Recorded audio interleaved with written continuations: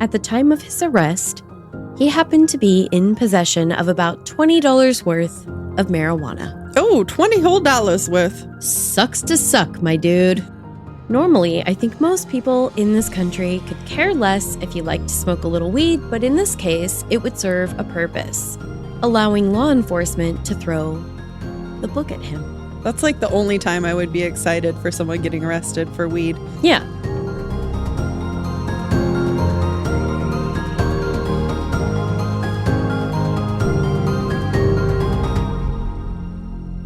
Hi, Cassie. Hi, Caitlin. Hi, creepy people. Hi. Hello.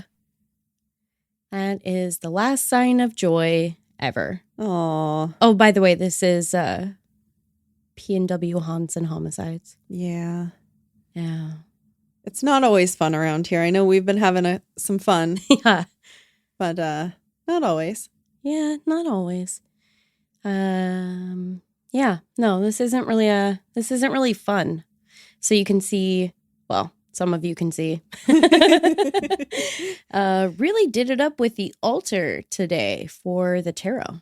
Mm-hmm. It's kind of like a 6-year-old threw up a literal unicorn. And lots of pink and purple and lights and yeah, it's pretty. It's pretty. Yeah. So, but I bet it's going to make me sad here in a minute. Yeah. Okay. Yeah. So, is this a good time to do our first Patreon shout out? Sure. Thanks, Aaron. Yeah, thanks. Thanks a lot. So, it brings me no pleasure to say that this is a really tough one. So, trigger warning for, really brutal abuse of a child. So, just know that that's as specific as I'm going to get. But if that blanket warning makes you feel at all uneasy, probably going to want to skip this one. How come I never get that option? Yeah. Sorry about that. All right. I'm going to do it. Today, our story is going to start with the 1996 marriage of Shirley and David Deal. Deal. I know I kept doing that in my head. They made a deal. Yeah. To get married. Yeah. Unfortunately, it wasn't to be a stable one. But it sounds like a deal. Like an unbreakable vow. Like, come on. Pretty much. Yeah. And I know that usually what we talk about are very stable, healthy, well-adjusted relationships here, but oof, spoiler alert. Yeah. Not this one. In 1999, when Shirley found out that she was pregnant with her third child, she was also dating another man. And so the paternity was unclear for this child. Okay. That happens. Yeah. That's exactly what I was thinking in my head. That young girl was Amy Lynn Deal, born July 24th of 2000 in Monongahela, Pennsylvania. Oh, okay. Yeah. I thought it was going to be some different country, the way you were trying to pronounce that name. Honestly, the way that it's spelled and pronounced, it kind of does sound like it's a different country. Interesting. Anywho, you like the exaggerated pause so that I was going to give you enough of an insert of time so you could just laugh hysterically if it sounded ridiculous. Right. Yeah, no, you did a good job. Just always prepared for people to laugh at me. I did have a question, though. Is she a Leo or is she right at the cutoff? Well, she's kind of on the cusp. The cutoff for Leo is July 22nd, I believe. Okay, so she is a Leo, technically. Mm-hmm. Just like Caitlin. Just like me.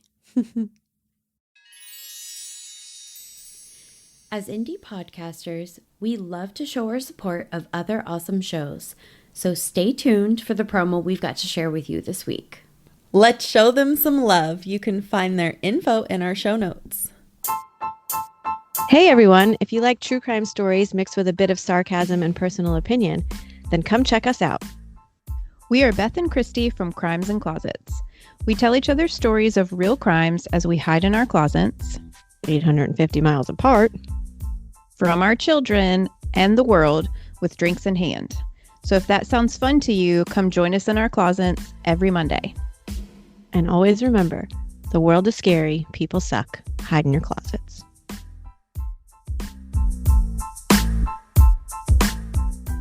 You guys, we're back. And don't worry, we did get more wine. Well, of course. Amy lived with Shirley and her boyfriend, Kenneth, for the first few years of her life. It's unclear when Shirley's relationship with Kenneth was dissolved exactly, and some of the details and dates surrounding her marriage to David are equally murky. But they reportedly separated sometime in the early 2000s. Okay. So, just like sometime. Sometime. Yeah. I mean, sometimes you detach slowly. Yeah. That happens. Eventually, he was said to have intimidated her into reuniting in either 2004 or 2007, depending on the source. I don't like that intimidated her to reuniting. Right. Yeah. Get back together with me or else. Yeah, that's what you want in a relationship. Yeah. Definitely threats. That's what you want. When they reunited, that's when their family moved in with David's extended family in Texas. Shirley was eventually kicked out of the family home. So this is Amy's mom, no longer living with her family. Okay. This was after enduring relentless abuse, according to her account, and without being able to take her children. Oh. Which is pretty heart-wrenching. That is awful, especially if you're leaving a place because you're being abused. And Right. You have to leave your kids. Yeah. Yikes.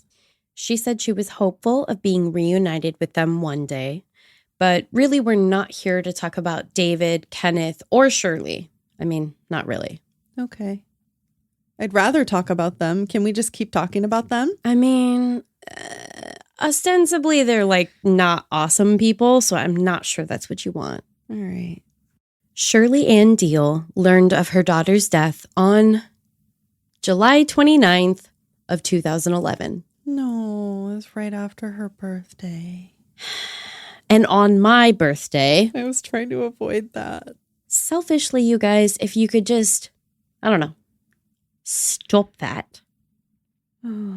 At the time, Shirley was living in Iola, Kansas. The untimely death of the 10-year-old child in question took place in Phoenix, Arizona, in a neighborhood where people don't typically trust the cops and within a residence that radiated absolute squalor that spilled out apparently all over the property. Oh, I'm not getting a great visual here. No, it's deeply unpleasant. Ugh. Living in the Deal Stoltzman house were David Martin Deal, who's Amy's father, Judith Deal, Amy's grandmother, Cynthia Stoltzman, who is Amy's aunt, also David's sister, Samantha Lucille Rebecca Allen, Amy's cousin, and Amy's cousin's husband, John Bud Michael Allen. Bud. Yes. Cassandra Deal, Travis Naylor, and Debbie Smith. Cassandra? That's almost my name. I know. Up to 24 people lived there at any time. That's a lot of people. How big was the house, are you going to say? Not super big. I have seen photos of it, and it's certainly not large enough to support that long list, let alone additional people that were somewhat transient on the property. Wow. I know sometimes people have a hard time and you can't always live the way you want, but that's a lot. It's a lot. It was said that tents had been set up to accommodate the large number of people who had taken up residence there on the property. So they're camping. Except not for fun. The children living in the home were, heavy air quotes, homeschooled. Oh no. Yeah. No, they weren't. Nah. The filthy home was littered with garbage and the environment was chaotic, the children often being left unsupervised and allowed to roam freely, which may have been a bit of a blessing for some of them since the entire house reeked of urine and was infested by cockroaches. No. Yeah. At this time, it was actually Cynthia, David's sister, who was Amy's legal guardian. It was July 12th of 2011 that Officer Albert Salles was the first responder to a call placed to emergency services for an injured child. He was an 11-year veteran of the local Arizona police force. He'd been at this same residence just a week prior on another call. Oh, shit. That's not surprising, though. Mm-hmm. As he approached the home, he was concerned when he was aggressively confronted by a Rottweiler. Oh, poor puppy. I know. A woman who lived on the property yelled at him not to shoot the dog. Later, it occurred to him that she was more concerned about the dog than the child that he was responding for. Oh. Oh, wow. Go figure. I love a dog, so I would have complicated feelings about this if I didn't know better about the situation at this point. Right. Officer Salles found poor Amy lying on a blue towel in the fetal position on a wet urine patch, with her legs drawn tightly up into her chest, her hands formed into what looked nearly like a lobster claw. Oh. You know? Yeah. Her appearance was a far cry from when he'd seen her previously, and that was when he reported to the house to follow up on a call about kids throwing rocks. Okay. So remember, lots of unsupervised minors, rock throwing, apparently a favorite pastime. What else are they going to do? I don't know. Not learn. Yeah. Her face was already beginning to discolor, a slight blue tinge to her lips developing, and her body was already beginning to stiffen when he arrived to respond to the scene. No. Right away, the officer was skeptical of the story that the family was telling. Officer Salles reported that the lack of emotion he encountered while taking statements from those living in the house, even Amy's grandmother and father, was alarming and led him to suspect that this death was anything but accidental. You can't even fake it. Like, you know that that's bad, right? Mm-hmm. You can't fake a little emotion, at least. Yeah. I mean, I guess shock. I mean, I don't know. Exactly. I mean, you hear it from us, you hear it from so many other sources that you never know how you're going to react. But I'd like to think that there would be at least a glimmer that there's some sort of emotional response happening, even if it's not the same as what somebody else might exhibit. Just something. Yeah. Just show us that you do actually feel anything. Man. I don't know. Spitballing here. Yeah. He felt that this poor child's death was most certainly a malicious and intentional murder. The evening prior to the officer's arrival, something horrific had in fact happened in the home. Or, more accurately, in the garage. On that particular evening in Phoenix, Arizona, temps did not fall below 95 degrees. Oh.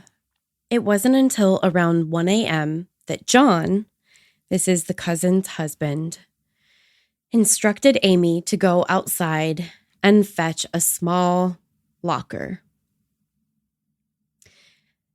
That exhausted child was sweating profusely and probably already fighting heat stroke, but she obeyed nonetheless. Oh. Amy was forced into the box, and when Samantha expressed concern about her possibly getting out of the plastic locker type container, it was latched and locked shut with a padlock from their fence. But why the fuck? She was left in the garage, which, of course, remained quite hot all through the night. The couple fell asleep before they could get up to check on her an hour later, as they claimed they had intended to. It was in the sweltering nighttime or early morning hours that Ame died, padlocked in a plastic footlocker, left alone in the garage where, quite frankly, she suffered until her last struggling breath. That's just disgusting. The box in question was less than 3 feet long. For those of you outside of the US, 0.91 meters, less than 1 foot or 0.3 meters wide, and a foot deep. It's a foot locker. It's a foot locker. It's not a child locker.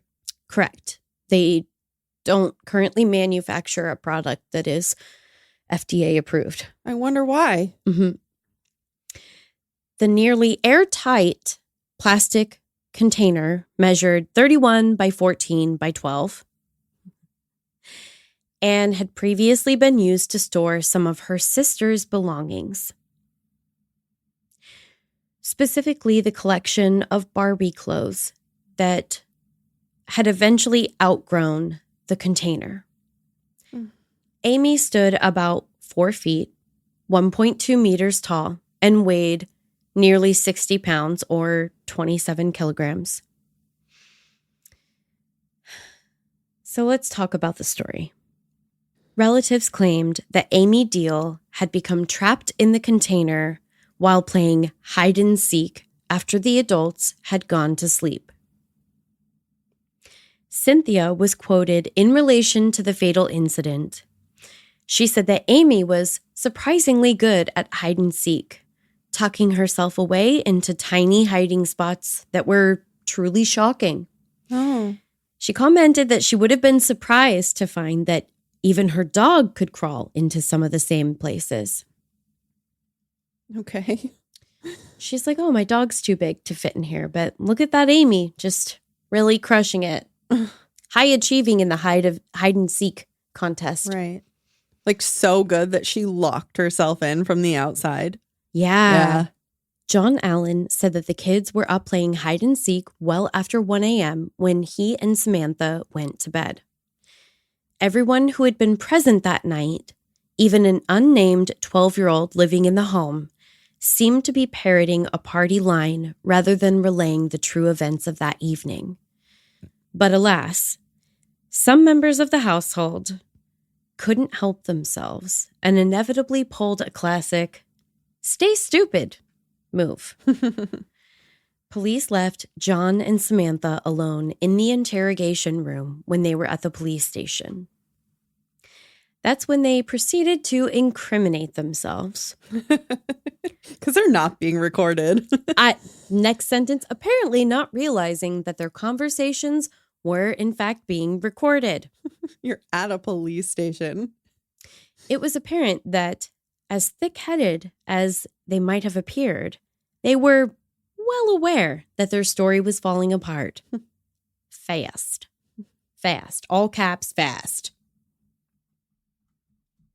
As he continued to be questioned regarding the events the night that Ame died, John's resistance slowly chipped away.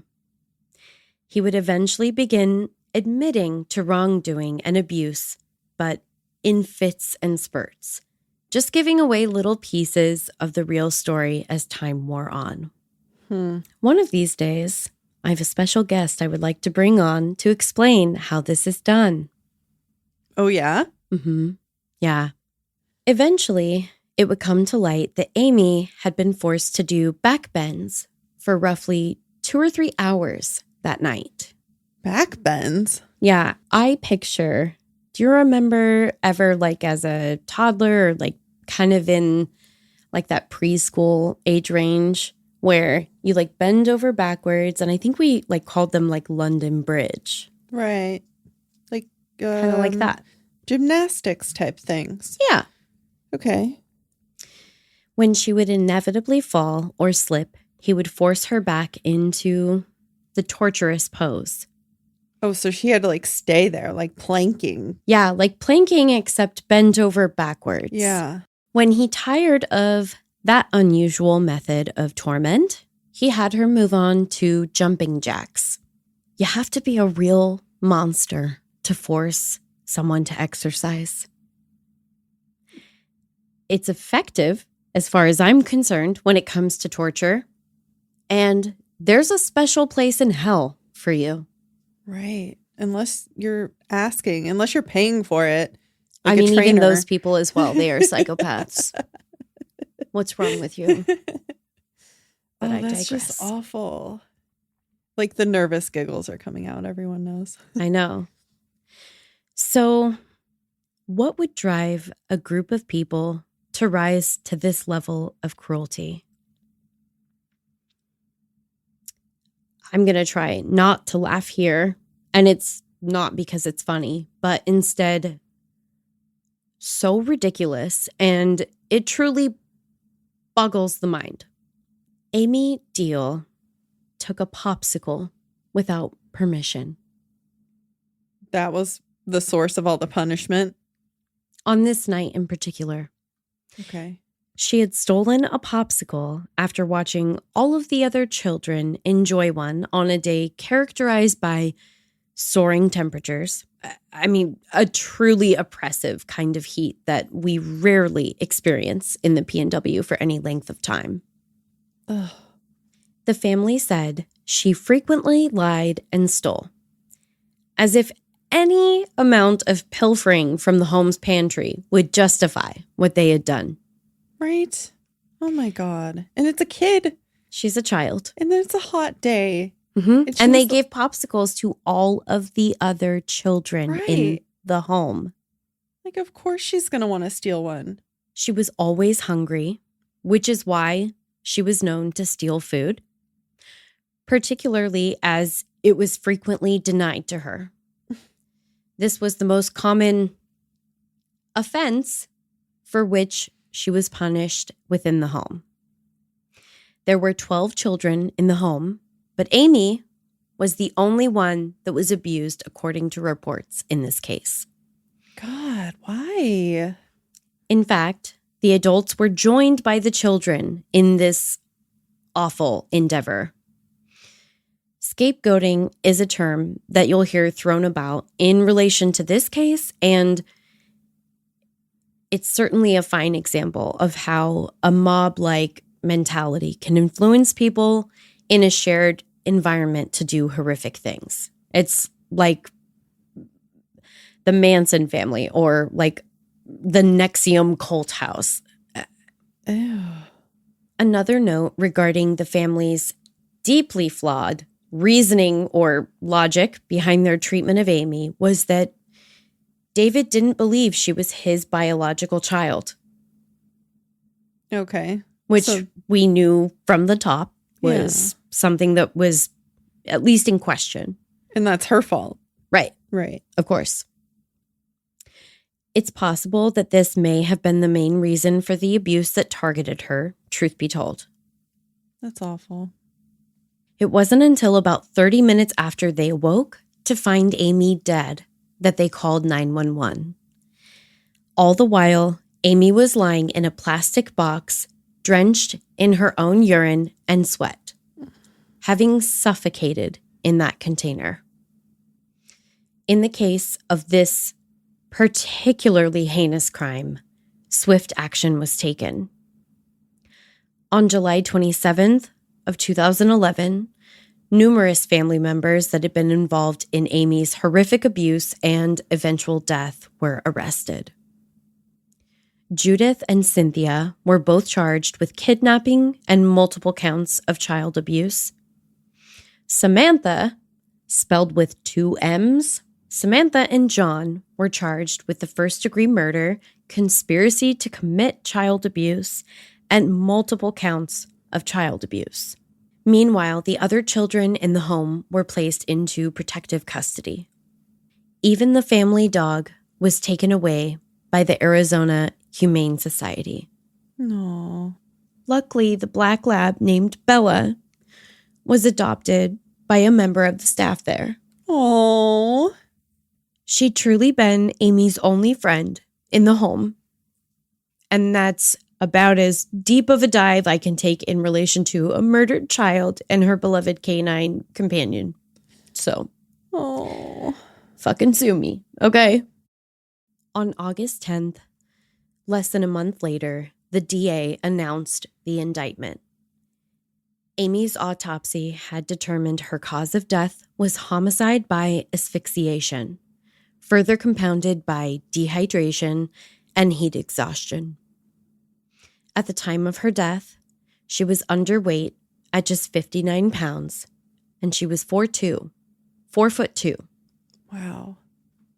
Neighbors would come forward following Amy's death, stating they had wrestled with the idea of reporting the small fraction of overall abuse that they were privy to, but they feared breaking up a family. No, that's not a family.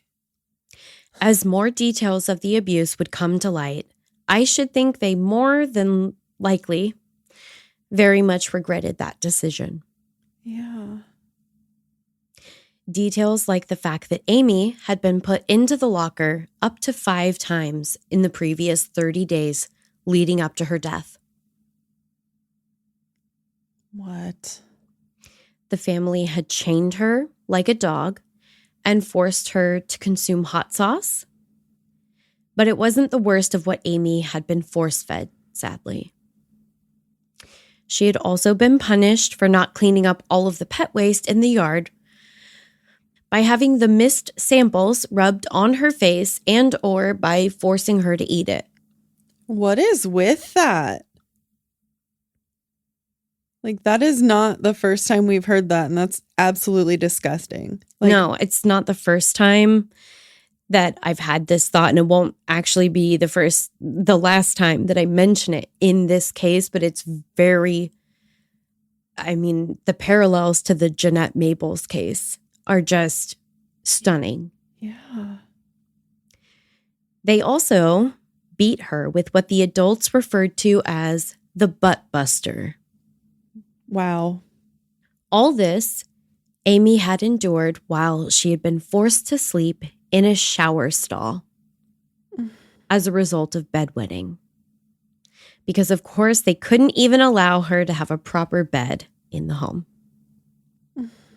Taking a look back to the time prior to her death when she was living in Utah, court records showed that Amy was, quote, an abused, neglected child. And that's while she was still allowed to attend school. Another parallel with Jeanette's case. Right. During the time that they were living in Utah, she'd been sent to school wearing shoes soaked in cat urine. Oh, God. Staff at her school reported to DCFS multiple times the concerns they had about neglect and possible abuse. Complicating matters, from the years 1988 to 2010, the family reportedly moved 28 times all over the states. Holy shit. This level of chaos in a child's living situation and home life is, of course, less than ideal. While it's hardly considered healthy, it has the added impact of making it difficult for any of the agencies aimed at protecting children to do their job effectively. The family had only lived at the house in Phoenix for about a year at the time of Amy's death. CPS in Arizona had not made any contact with the family in that time, which is likely largely due to the fact that Amy was not enrolled in school and thus was not interacting with the typical mandatory reporters that can prove to be the safety net some children need. It's crazy how you can just stay under the radar. Yeah, it's like you just officially disappear. Oh, Jesus. In the case of some children, the caregivers are experienced in thwarting any aspect of the system that would threaten their abusive behavior and dysfunctional family structure. As we know, this was also the case for Jeanette Maples. Basically, if authorities catch on to what's happening, then it's simply time to move on or begin homeschooling. Speaking of, Amy's school folder that was recovered as evidence in the investigation contained practice writing, including, "I will answer when talked to. I will not steal food from the little ones. And I will learn to clean my room." You know, the shower stall. So say, what room? The prosecutor and police chief said it was one of, if not the worst case they'd seen in their career. The surviving family members still living in Ogden, Utah at the time of Amy's death issued a statement that they were encouraging David, their son, to cooperate with authorities. They also stated that they had not been aware of the depth of depravity the family home had succumbed to. It's hard to say whether that's true, but you'd like to think that someone outside of the home, particularly other family members, would have stopped at nothing to end the abuse for Amy had they been aware. Right. I can't imagine they were having visitors, though. So, well, and they're living in a different state, you know. Yeah. Regardless, Amy's death left many people shattered over the loss.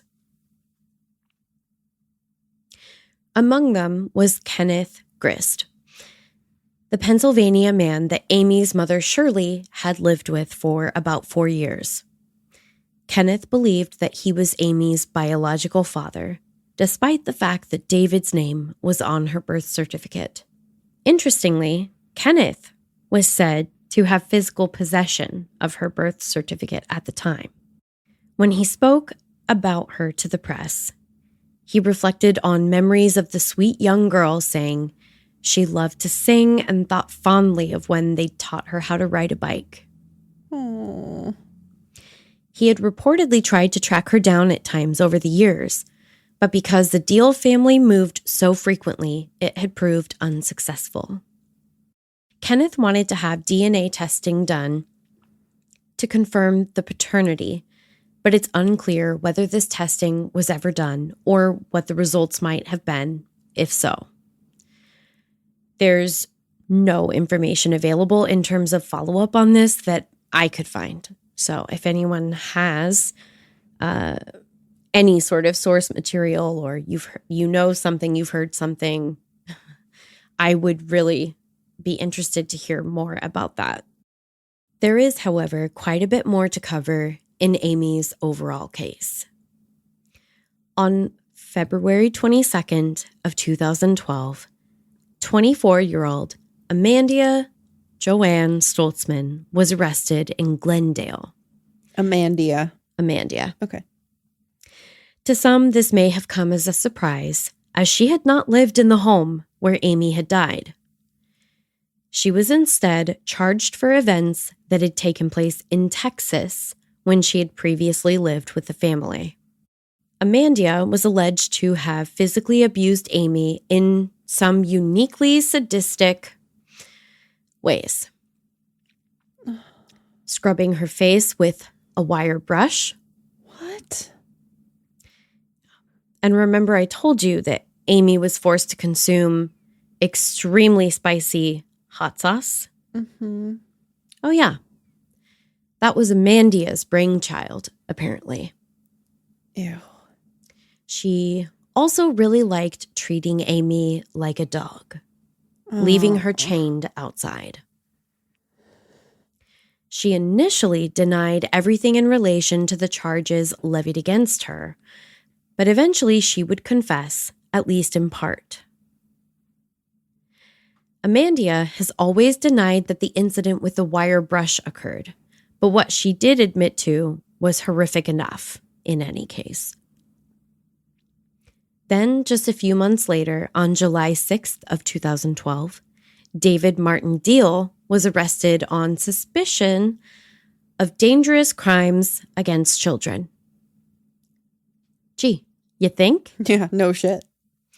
As well as 4 counts child abuse and 3 counts of kidnapping. He had reportedly been the one to introduce confinement as a form of punishment into little Amy's tortured existence. In fact, he had reportedly forced Amy into a trunk before throwing it into the pool. What? Which is absolute terrorism, especially for a child that's fearful of water. Oh, God. I wasn't completely clear on whether this was the same device involved in her death, but I imagine so.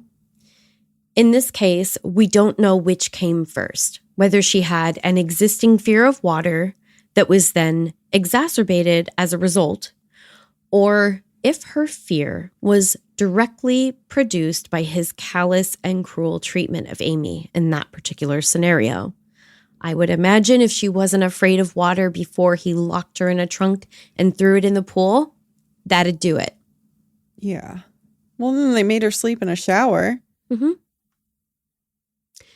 David was released the day after his arrest due to errors that were discovered in a report prepared by Phoenix police. Awesome. Apparently, there was not probable cause to hold David, which may have been due to incorrect dates or the fact that some of the reported incidents occurred while the family was living in Texas. But again, this family lives by a very special motto: stay stupid and also evil. Apparently. So law enforcement was determined to ensure that David would also be brought to face justice. David was rearrested on July 9th of 2012. Interesting. Happy birthday to Cassie. I mean, he was arrested, so yeah. Yeah.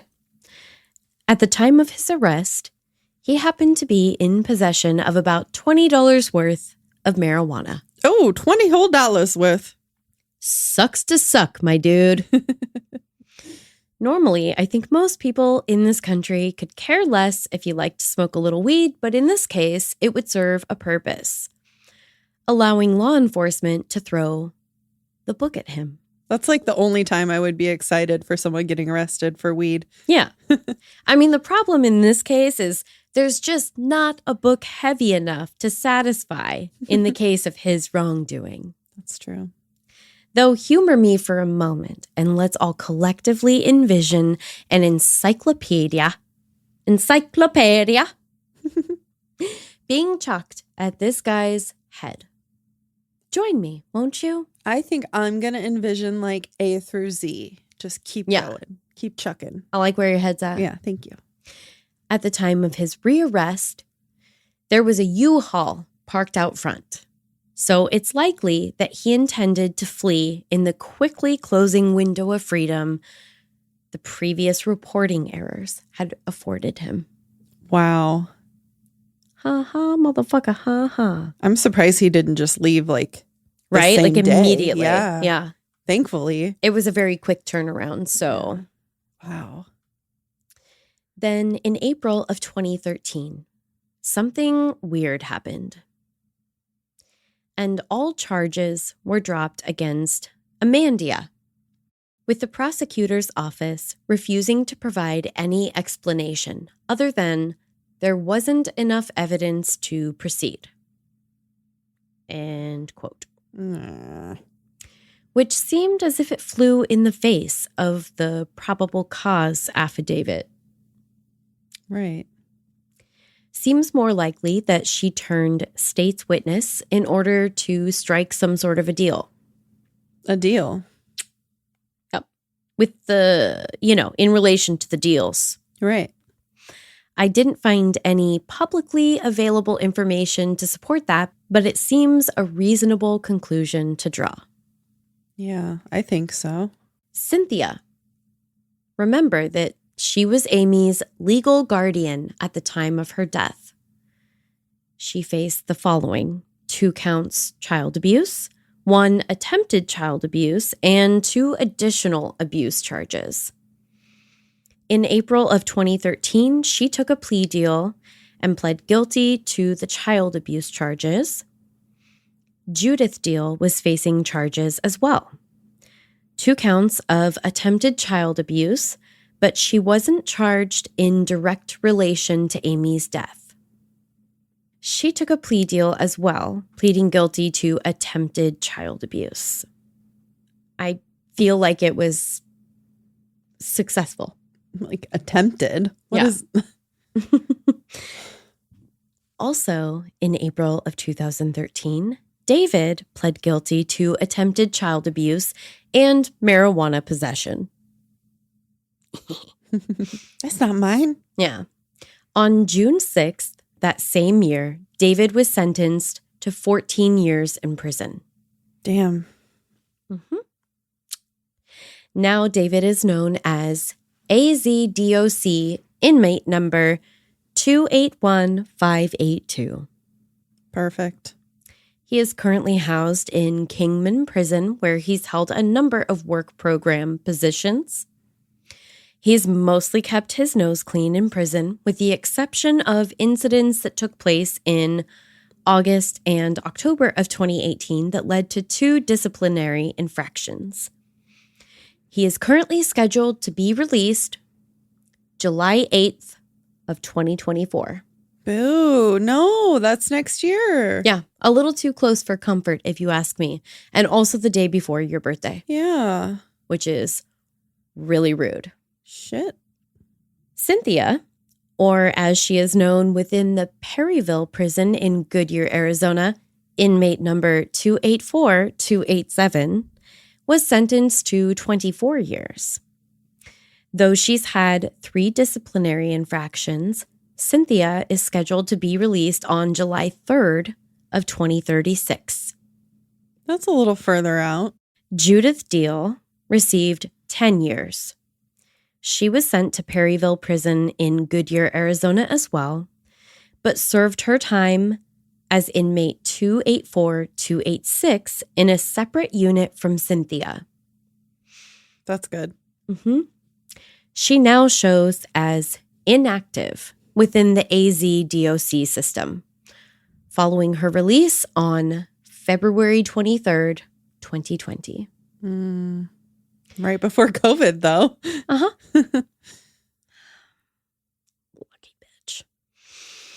Despite having 4 disciplinary infractions of her own during the time she served, she is the only one charged in relation to Amy's death that has been released so far. The trials of David, Cynthia, and Judith were held separately from Samantha and John because the former were charges related to abuse prior to her death, and the latter were directly related to her cause of death. In May of 2017, Samantha's trial began. Images of Amy, a deceased child, were shown to the jury. No, that poor jury. I know. They illustrated the abuse and neglect that had taken place not just at the time of Amy's death, but that had begun several years prior. Though the very box that Amy had suffered in would also be shown to members of the jury, it remained wrapped in plastic to preserve it as evidence in the case. An exact replica of the footlocker and a mannequin the same size as Amy were used to brutally illustrate for the jury the conditions she had been forced to endure as she slowly died, all the while struggling to breathe, trapped in that stifling container. Because this prosecutor was not to be fucked with. That's a strong visual. Yes, some of them were driven to tears. I'd probably throw up, to be honest with you. Okay, well, hold that thought. Okay. Images and descriptions of the hemorrhaging under her eyelids, The bruising and redness on her knees, along with the red marks, dirt, debris, etc. on her neck, would be enough to break even the most steadfast of jurors, I think. They would also hear sections of the audio recording from Samantha's questioning by the police. Perhaps most damning of all was the testimony of Amy's older sister.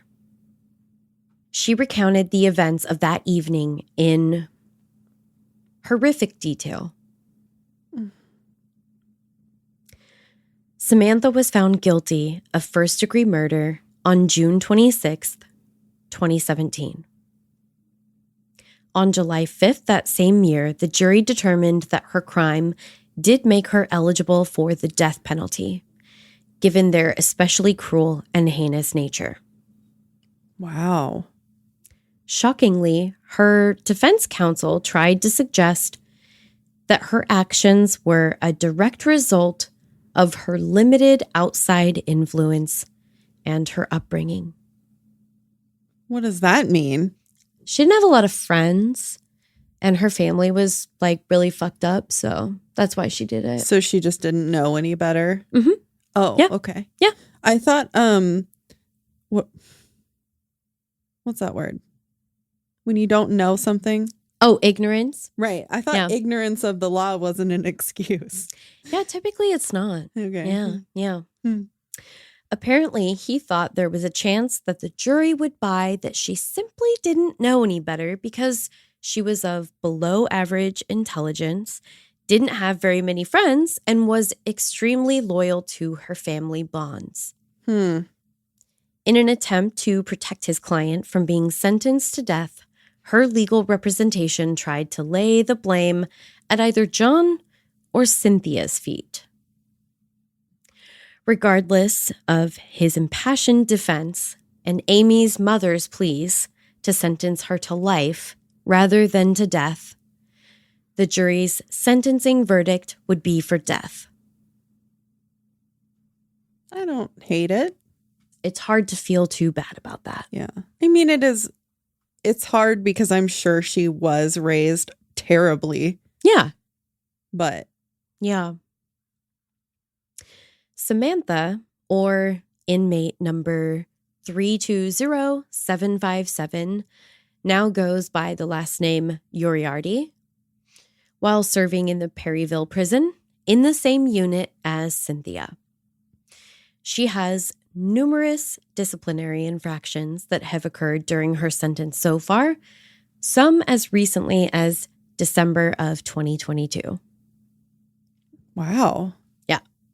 I mean, she's sentenced to death, right? Mm-hmm. So, I mean, I guess you kind of figure, what else are they going to do to me? I don't know. Why not? Yeah. Break the rules. Yeah. Or just I don't know, maybe don't, Yeah. Maybe don't kill children either. Have you not done enough? Right. Have you not done enough? Right. John's defense seemed far more lackluster than what Samantha received, which probably only explained in part why it was only a day's worth of deliberation before the jurors found him guilty. On December 7th of 2017, he too was sentenced to death by lethal injection.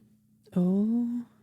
I have no doubt that because the death penalty is involved, there will likely be a number of appeals and many years in between the sentencing and any punishment being doled out. So obviously I'm going to keep an eye and an ear for updates. I didn't see anything that seemed super earth-shattering in these last few years. And I think a lot of times we're finding in more recent cases that has a lot to do with COVID. Right. That makes sense. I think that's probably to be expected. Well, at least they're mostly all put away. Yeah. Except the one lady who's already out. Yeah. It's couldn't we have just kept her in for a couple more months? Really let the viral load hit a high. Well, I wonder how she's doing out in the real world again. I don't know. Does anyone care? No? Okay, cool. I just hope she's not around any children, Oh God. Yeah. The thought of that is just like Icky. enough to make me like go vomit. Yeah. Mm-hmm. Yeah.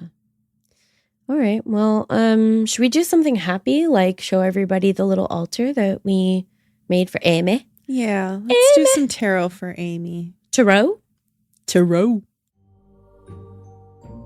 Cassie. Caitlin. Do you know what I really want? What? A thirsty bitch sticker. Me too. Where do I get that? Nightshade Botanicals. Nightshade Botanicals. That sounds like they have plants. They do.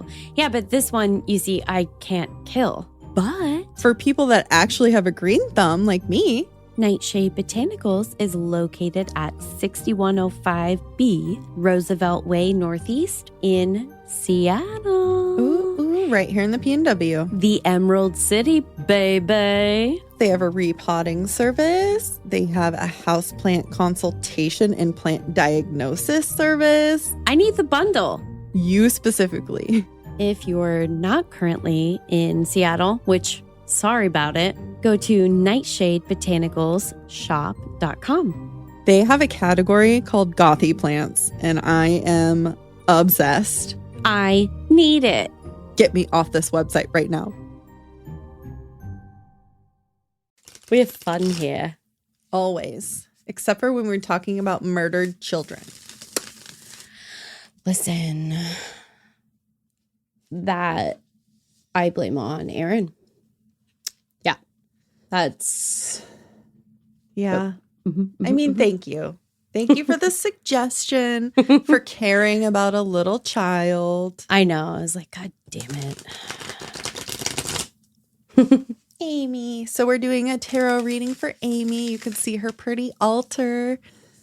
Yeah. I don't know why she's got some tequila. But... I was hoping you were going to bring that up. So we're recording this the day after St. Patrick's Day, which is normally...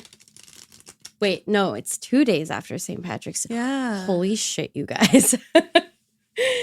I found this in my purse. I'm pretty sure that was from my friend's fridge. And I think we just, needed a little walking around tequila.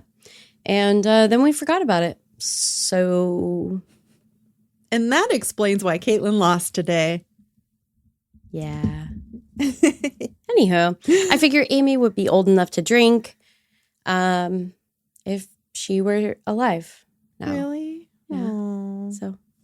So, for her, just a little, got the piñata. Honestly, this piñata could probably fit a few of those airplane bottles. So probably. That's for you, girl. Oh, I love it. Okay. So I've been shuffling. I'm going to do one more. Ote. Thinking about Amy. And then I'm going to pass the deck to Caitlin for her to do whatever she wants with it. Okay, let's see here. I'm going to lay it out on an altar. Okay. I don't know why. I'm going to... Oh, okay. We got the tower. Okay. I want to see what? It's card number 16, if I can read Roman numerals correctly. You are correct. Cool. It's a big tree. We'll figure out what tree it is. Oh, boy. Okay. The tower, our keywords are freedom, change, upsets, destruction of the old. And I didn't really go into this in depth, but it's going to make more sense to know that Amy's death and the handling of her case in various states in terms of like CPS has slowly started to make some pretty significant changes in that system. Oh, that's great. I mean, yeah, shitty how it had to happen, but yeah, I'm glad. I turned right to it, by the way. Oh, I did not. I was definitely thumbing through the book for like an hour. That never happens to me. The tower usually depicts a fortress-like structure, similar to those remaining from medieval times in parts of Europe, being destroyed by fire or lightning. In some decks, including the Rider-Waite-Smith deck, The tower's crown is being blown off by the fiery impact. The blast catapults human figures out of the windows. Like the Death and the Devil card, the tower tends to engender fear when it comes up in a reading. However, the tower does not necessarily represent ruin and devastation, although its appearance usually does herald swift and dramatic change. Sometimes shocking and extremely upsetting change. Many people interpret the tower as signifying catastrophe, but whatever disruption or destruction it heralds is ultimately for the best.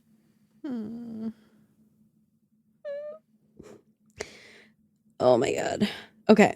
And there's 2 extra excerpts on this. I hate this. September 11th. The tower's graphic imagery played out in our own lives during the 9/11 attacks on the World Trade Center. That physical event depicts literally what the frightening card shows, something the tarot's early artists could not have imagined. The tower often represents collapse of a social order or established system. Oh my God. And New York's Twin Towers were symbols of established wealth and power. In an instant, the attack changed the way Americans thought about their position in the world. Okay. Wow. Upright. When this card appears, it usually means you've ignored or denied something that's rotten and needs to be blown apart. I mean, that's like representative of that specific home and family, but also of the larger system. Yeah. You're probably surprised, but you shouldn't be.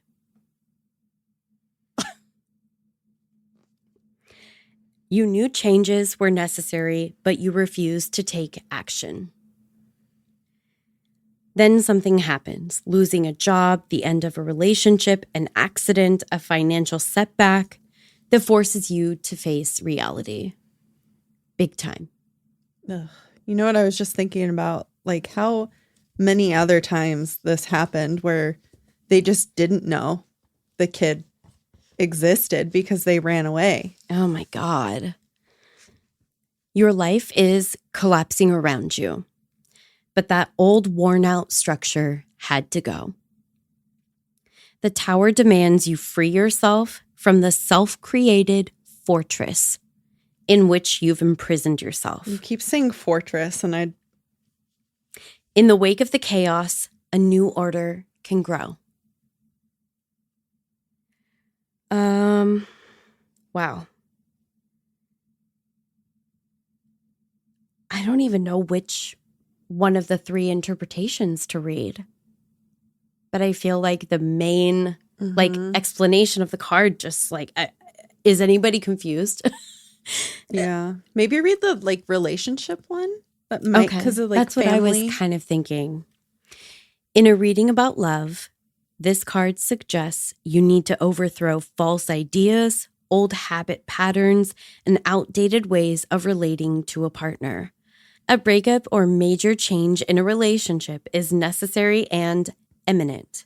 With it will come more freedom. Ironically, that has not been the case for Samantha and John Allen. Right. No freedom. Nope. Okay. There's an extra excerpt at the end here. The collapse of the tower is echoed in description of shamanic initiation, where the candidate experiences in a vision a symbolic dismemberment where his body is stripped down to its bones. Oh my God. That just gave me the chills. Wow. Ugh. I hate it. Is that What? it? Yeah. What do you got for us in the little book? Anything? Let's see. Well, it's Douglas fir. And all the keywords are basically the same: crisis, destruction, ruin, chaos, collapse, trauma, devastation, sudden change. So I'll read the little thing that they wrote about the Douglas fir in the tower. A spark catches and the tender dry forest flares up like a match head. A wave of heat and fleeing wildlife precedes Oh my God. precedes the spread. Nests, dens, and roots burn. Millions of homes are engulfed. Millions of lives, plant and animal, are sacrificed in the fire. Nothing will be the same after the cataclysm, but destruction doesn't mean conclusion. Life returns after the fire in time. And sometimes a towering giant even survives the burn. They carry the scars and twist around the damage, but they keep growing. Wow. You know, I didn't Yeah. even think about it because it expressly like pictures and describes fire or lightning, but the heat. The The heat. heat. Like this was like talking Oh my about the heat. God. Okay. Well, Yeah, I'm that's creepy. deeply uncomfortable. I want to pull another card and see if I can get something happy for Amy. Good luck with that. There you go. Oh, you want to grab them all? Oh, careful. Don't light yourself on fire. I'm grabbing them. I'm grabbing them. Grabbing them. I feel like I can get something happy though for her. Yeah. That was a good one. Until I fucked it up. Yeah, I mean, you know, it happens. Take it from me. It's the Three of Cups. Oh, it's butterflies. It's so pretty. Oh my God. Okay. Isn't it pretty? Oh, I just turned to 101 and it's on page 91, but 101 made me think of the Dalmatian heart. Oh, yeah. We put a little Dalmatian heart out because she likes dogs. Okay. Three of Cups. Keywords: celebration, fulfillment, friendship with her puppy, community, happiness, fun. It's what she has now. You could think of this as the cheer card. I told you guys. Oh my God. So this card is about like success. And in her death, they have successfully made, I mean, only time will tell, but made some serious changes to the child welfare system. Okay. I know. I mean, she has a hand in it for sure. Yeah. Okay. In a reading about money, the 3 says you can profit from a collective undertaking. It shows you reaping rewards from an investment made with other people. And as I recall, they had to, this is actually kind of awful, but they had to defund certain education programs to be able to put together budget to address these problems the way that they wanted to. Oh, wow. So it's like they took money, either borrowing from Paul to pay, David. Right. Sorry, Dave and Paul. But it's time to celebrate your success. You feel joyful and fulfilled with results. I love it. I cannot make my brain focus to like actually read it. Like Right. I've got the dopamine now from that, and I'm yep. Well, I think you want me to read what's in the book, Okay. in the little book. Do it. Okay. Okay, all the keywords were pretty much the same. Okay. They drift on the wind, fluttering on stained glass wings. The sweet aroma of blossoming lupines? That sounds right. Yeah. Is that Lupines? like the flower? Maybe? Oh, probably. Yeah. Lupins. It says lupine, like Lupines. Oh, okay. Well, I'll look it up afterwards. Okay. Maybe we'll put a little fun fact up. Yeah. They might know. Okay. Yeah. The sweet aroma of blossoming lupines draws thousands of butterflies together. Okay. Each one has gone through their own challenges and transformations to get here. Each seeks their own needs and nourishment, but finds more in togetherness.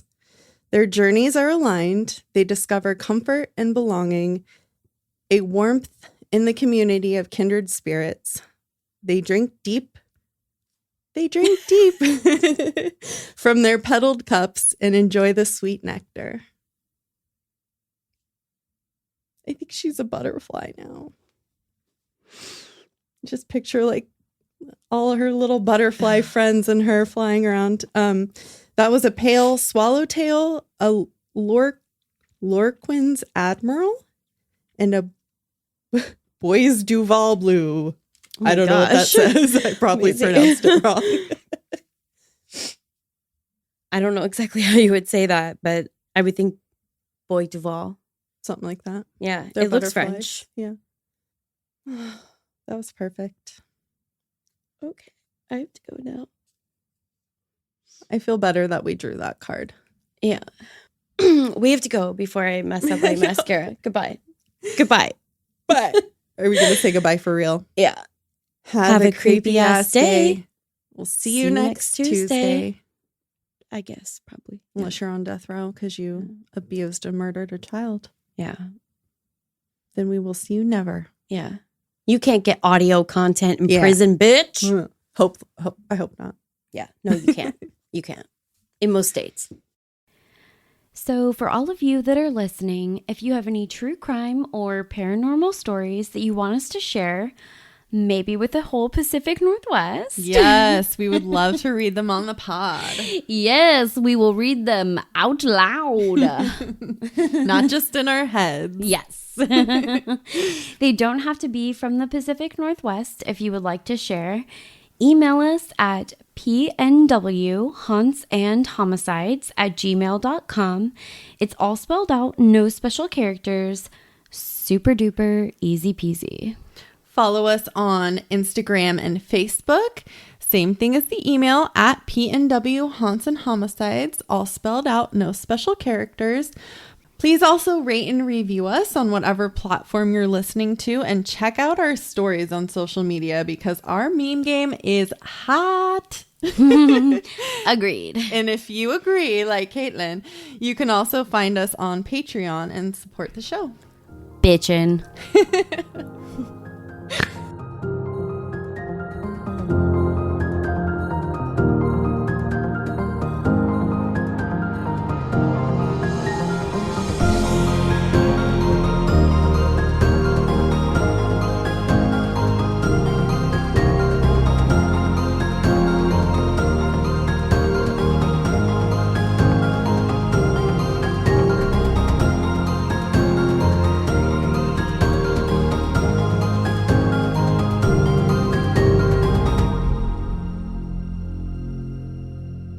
I need some caffeine.